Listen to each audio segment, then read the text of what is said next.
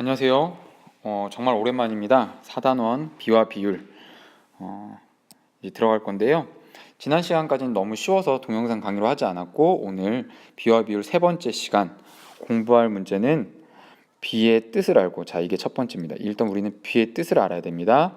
두 번째, 비로 나타낸다. 비로 나타낸다. 세 번째, 그 비로 나타낸 것을 읽을 수 있다. 공부할 문제를 보면 오늘 배울 내용을 정확히 알 수 있는데 우리는 세 가지를 배울 겁니다.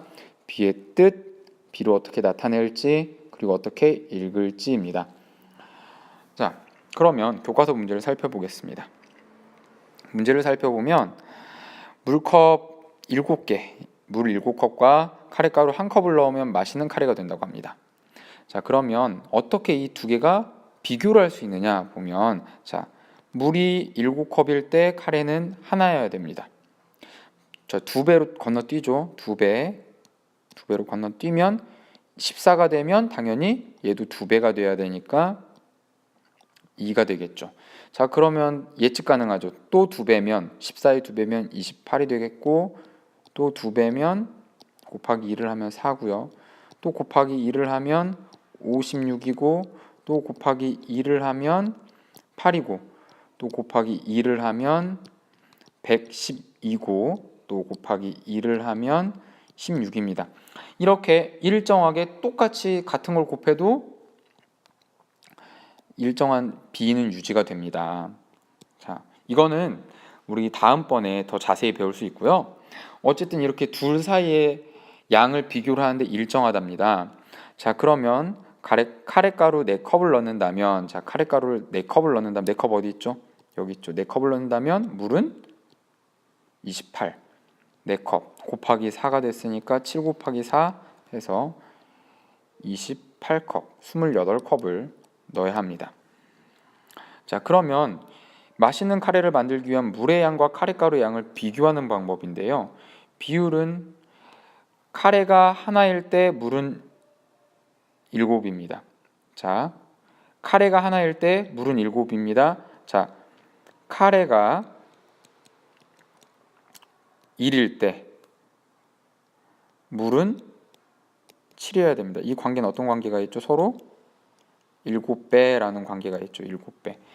그러니까 B라는 건 두 수를 비교하는 건데, 카레가 하나이면 물은 7이다 라는 몇 배 차이냐, 이런 관점에서 보는 겁니다. 몇 배 차이냐.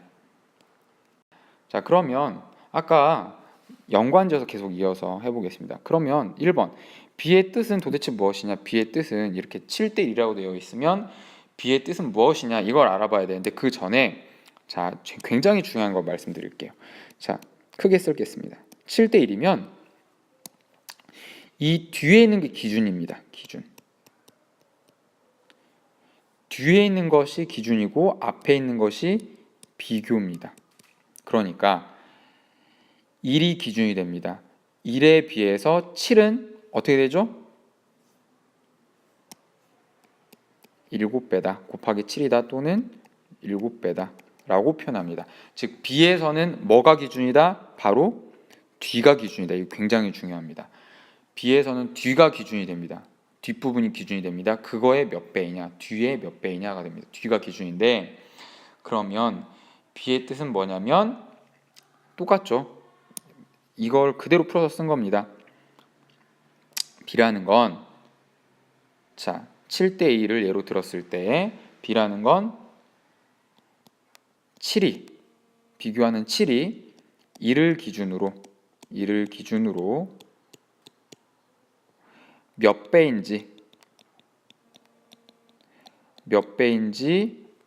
나타낸 것, 이것을 바로 B라고 합니다. B의 뜻은 7이 1을 기준으로 몇 배인지 나타낸 것. 자, 그러니까 7은 앞에 있는 수죠. 앞에 있는 수가 뒤에 있는 수에 비해서 몇 배인지를 나타낸 게 B입니다. 기준과 비교. 뒤에 있는 게 기준, 앞에 있는 게 비교입니다.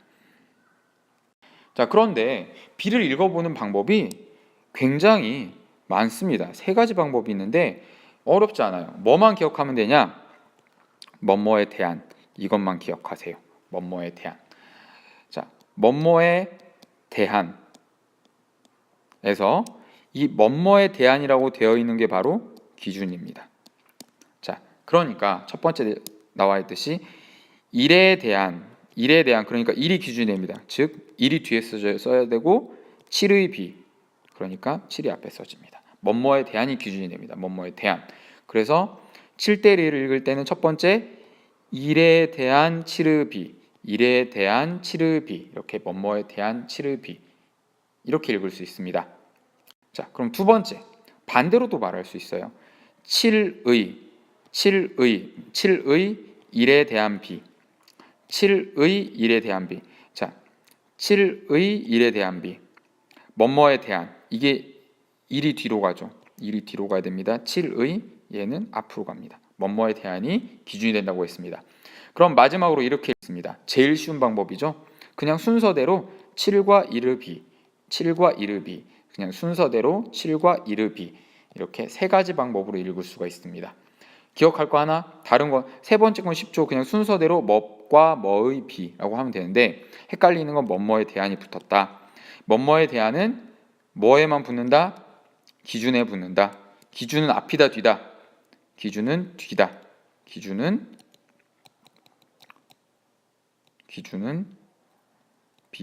비교죠. 기준은 뒤다. 뒤에 써져 있는다. 그래서 이걸 읽을 때는 자, 따라 읽어보세요. 선생님이 잘못 읽었네요. 자, 7대 1을 읽을 때는 다시 하면 7의 일에 대한 비 또는 일에 대한 7의 비 또는 7과 1의 비 이렇게 세 가지가 있습니다. 여러분들 이거를 써보기도 하고 몇 번 이렇게 되뇌보면서 외울 필요가 있습니다. 자, 오늘 목표가 그러면 배울 게 끝났습니다. 자, 비의 뜻 알아봤죠? 비를 읽어보는 방법 알아봤습니다. 그리고 자, 이거에 대해서 우리가 어떻게 쓰느냐? 뭐뭐에 대한 일이 뒤로 가죠. 그 다음에 7 이렇게 쓰는 방법까지 동시에 알아봤습니다. 그러면 이제 과제 나가겠습니다. 과제 첫 번째 이거는 과제 칸에 정리하지 말고 그냥 공책 정리하면서 쭉 이 문제까지 한번 해보세요. 쌀 5컵에 물 6컵을 넣어 밥을 지으려고 하는데 얘를 비로 나타내라고 합니다.